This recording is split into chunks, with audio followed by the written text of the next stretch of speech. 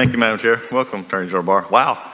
I'm beginning to believe, frankly, that you're probably that just hadn't come out yet, probably will in a little bit. You're probably the cause of the common cold and, and possibly even the COVID-19. I'm not sure at this point because everything's being thrown at you, including now, undoubtedly, your alma mater doesn't like you anymore. Where have we come? The chairman said something earlier today that really made me think. He said, why all the drama? That's the most ironic statement coming from this committee in the last 18 months that I've ever heard of. The drama that we're bringing up today. We're seeming to just contort ourselves to get to some way to show that you have a nefarious motive. I believe, like some of our side here, I believe the biggest problem you have is telling the truth. I believe that's the problem that they have with you. You'll tell the truth and you'll take responsibility for your actions, and I think that's why you're being attacked. But I want to continue just on this, quote, peaceful protest for a second. You made a comment just a second ago on these rights. Talking about the courthouses just down the street, what if they decided, do you think that this body right here would rise up if they decided to go tonight and paint the Capitol building? This body, I'm not sure. I think this side would, I'm not sure. Yeah, this side, other side, I'm not so sure. It may be the peaceful protest to burn down the Capitol. Maybe we're back to 1812 again. Yeah. But also, the other question I have is, and you've heard it earlier today, the stormtrooper comments by the Speaker of the House. And we know that that is a direct reference to the paramilitary wing of the Nazi Party, stormtroopers going at it. Do you believe that that actually puts our law enforcement community at a whole? As a son of a state trooper, I want to know your opinion. Don't you think it encourages the violence that we're seeing and encourages the participation against the police? I think that's possible, and I think it's irresponsible to call these federal law enforcement officers stormtroopers. Yeah, and we're seeing that thing played out over and over. Let's switch back to something else, though, that is I think, more appealing here. We've talked about the investigations, and especially with going with Flynn. Do you believe that there was actually a basis to go after General Flynn? I mean, what we've seen so far, what's been released, and especially keeping an investigation open, Peter Strzok kept it open. Do you believe there's actually a basis for the beginning of this investigation to start with, or continuing it? Well, I would just say, I asked another U.S. attorney in St. Louis who had 10 years in the FBI and 10 years in the Department of Justice as a career prosecutor to take a look at it, and he determined, based on documents that had not been provided to Flynn's side and not been provided to the court, that in fact there was no basis to investigate Flynn. And furthermore, it was clearly established by the documents that the FBI agents who interviewed him did not believe that he thought he was lying. Well, there's another part of this as well that concerns what has been given to the courts and the interviews, and that is that the facts were not disclosed to Flynn prior to the interview. That seems like a Brady violation to me. Do you believe that there's a Brady violation there in this case?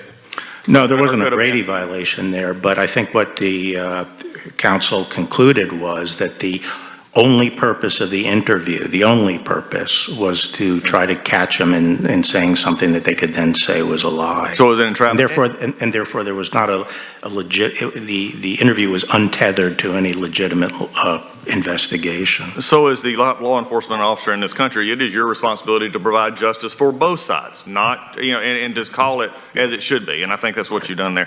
Continuing on Durham case, and I know we're not talking specifically about the Durham investigation, which we're hopeful of, but to your knowledge, and we're seeing some released documents on the last week or two that have said, to your knowledge, has Kevin Kleinsmith or anyone else at FBI or DOJ who was previously there, attempted to redeem themselves by cooperating with the investigation? It's been slow, and I can't get into that. Okay, I understand that. Well, I have another issue as we finish up in looking at this between the rhetoric, between the investigation. I think Durham investigation is something most of us are waited for, because we can't seem to get this committee to actually believe that the IG's report is worth having something about this committee. And there's not a Democrat or Republican on the side that can make a legitimate claim why the Inspector General has not been called before this committee to actually explain his report, except politics. And that's what this committee has become all along. But I have another problem, and I've written to you about this, and that's down with the district attorney down in Fulton County, Georgia, actually majoring felony murder charges on an officer.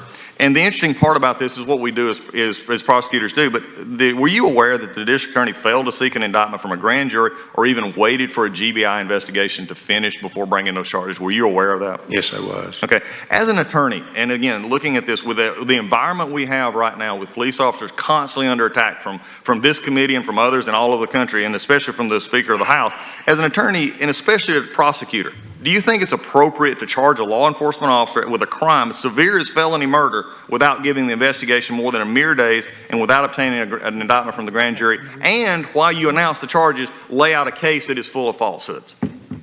I've said that I would have preferred that he had used the grand jury and had waited till the Georgia Bureau had completed its investigation. I appreciate your help in that, and with that, I yield back. Thank you. With that, the chair recognizes Mr. Johnson from Georgia. Thank you. General Barr, your opening statement reads like it was written by Alex Jones or Roger Stone. Do you stand by that statement? Yes. Now, I'm sure that we can agree on some things. We disagree on a whole lot, but I'm sure we can agree on the fact that President Trump is just a prolific tweeter. Isn't that correct? He seems to be. And he tweeted many times about the Roger Stone sentencing, didn't he? I don't know how many times he tweeted about it. Well, many times. You are aware of them because you said it hurts you from doing your job. And isn't it true that when prosecutors in the Roger Stone case filed a memo with the court recommending a sentence of 7 to 9 years in prison, a few hours later, President Trump tweeted that the sentence recommendation was, quote, a disgrace? You're aware of that? Yes. And General Barr, several hours after that, you filed a pleading with the court stating that the sentence recommendation would be changed and that you would be asking for a lighter sentence for Roger Stone. Isn't that correct? No, what is correct is that, what is corrected on February 10th, Monday, I gave instructions as to what the... Reclaiming my time. Yeah, I'm answering your question. Well, you got to let him answer. Reclaiming my time, you filed a sentencing recommendation hours after President Trump tweeted his dissatisfaction with the Stone recommendation, and you changed that recommendation. No, the night before, that is Monday night. I know your story, but I'm asking. Well, I'm telling my story. That's what I'm here to do. Well, I do. That's why I'm here. My question. Well, I'm here to tell my story. Well, and on the night before, on February 10th, sir, on February 10th, I directed. Reclaiming my time, sir. Reclaiming my time, and I know you don't want to answer, but the facts are clear. Sentencing recommendation made in the morning, tweet in the afternoon, you changed the sentencing recommendation that... No, tweet was not made in the afternoon. The tweet was made at, I think, 1:30 or 2 in the morning. Well, the tweet was made before and after. Tweeted about that relentlessly, and you've agreed to that. Now, when you filed your sentencing recommendation asking for a lower sentence... I didn't ask for a lower sentence. Well, you said that you were going to recommend a lower sentence, and you... No, wasn't the sentence that was recommended by the line prosecutors according to the sentencing guideline calculations?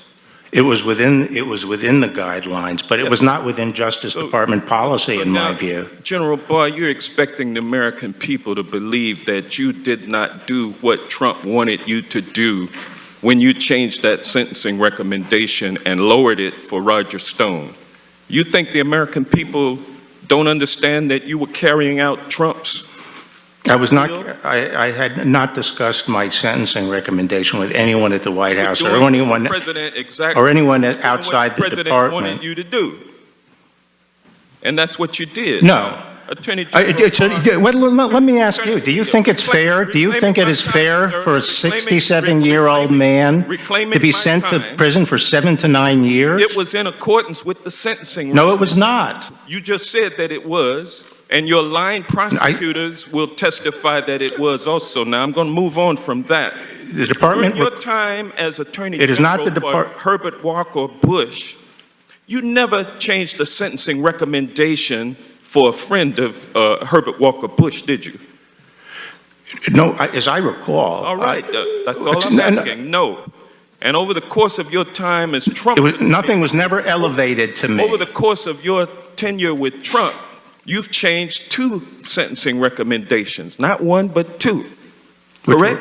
Which were they? Yeah, Michael Flynn. I didn't change it. Well, you indicated that You changed it because the original Flynn sentencing recommendation was for Flynn to serve 0 to 6 months. But under your authority, the Justice Department supplemented that recommendation with a pleading that stated the Department of Justice's agreement with Flynn's lawyers that probation would be a reasonable sentence, and that the DOJ would not be seeking prison time for Michael Flynn. Isn't that correct? I don't think that's what it said. Well, that's what it said, sir. You go